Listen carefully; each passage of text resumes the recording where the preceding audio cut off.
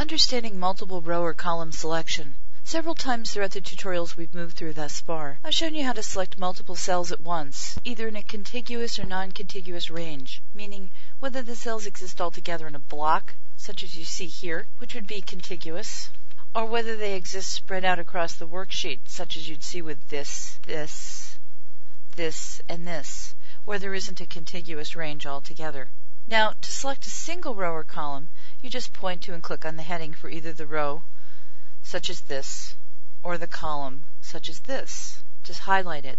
To select several rows grouped together or contiguous, point to the first row that you want in the series you want to use, then press and hold your Shift key while you select the other rows using your down or your up arrow on your keyboard. To do the same thing for columns, you point on the first column that you want to use as part of this, to select it, then press and hold your Shift key while you move through and select additional material.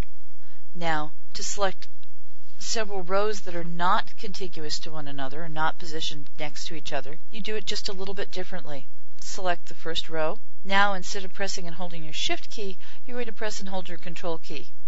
We've selected row 5, now we're going to select row 7, now we're going to select row 9. Because we're pointing and holding our Control key while we point to the other rows we want to use. Same thing with columns. For example, if we wanted to select all the columns for gross income, we would point to the B column, we'd press and hold our Control key, and then select D, and F, and H, and J, similarly. Now, when you need to point to a group of cells together, you simply point to the first cell, then press and hold the Shift key while you use your arrows on your keyboard to select the additional cells as we did here. Now, by the way, here's a tip.